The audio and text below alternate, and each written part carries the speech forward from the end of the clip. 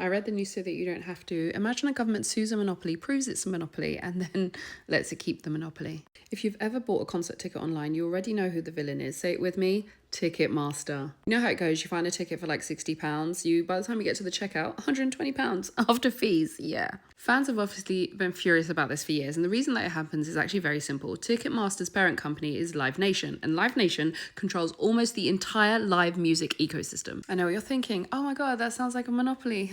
Well, funny thing that the headline says, concert promoter Live Nation settles US monopoly case over ticket sales. How can they settle? Does that mean they're not a monopoly anymore? So you may be aware that Live Nation don't just sell tickets. No, they promote concerts, they manage artists, and they have many of their own venues. So in 2024, the DOJ, the Department of Justice in the US, they sued Live Nation. And what was the allegation? That the company operates like a monopoly because it suffocates competition. So according to the government's case, Live Nation used tactics like pressuring venues to use Ticketmaster, punishing venues that work with competitors, and locking artists into its ecosystem. Basically, if you want big concerts, you play by Live Nation's rules. Now, here's irony. So, while she may describe herself as apolitical or certainly been quiet during this latest administration, this issue actually exploded into mainstream politics in 2021 during Taylor Swift's Eras Tour. Tickets went on sale for the tour and Ticketmaster's system collapsed. Millions of fans couldn't buy tickets and politicians started asking questions. Yes, all it took was for Swifties to get upset and suddenly the monopoly that music fans have complained about for years becomes a national scandal. So the trial against Live Nation started in New York, but then less than a week into the trial, the government suddenly reached a settlement. And that settlement does not break up Live Nation, i.e. there's still a monopoly. Instead, the company said, okay, we'll allow some ticketing companies to use our technology.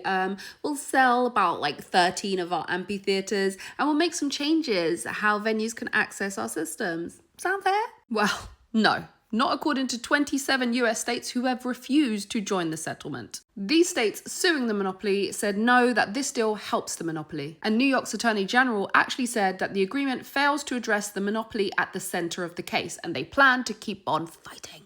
Here's the thing, monopolies usually get solved in one of two ways. Either you regulate them heavily or you break them up. But in this case, the biggest company in live entertainment gets to keep its structure. And this shows that maybe governments aren't actually willing to break up powerful corporations anymore.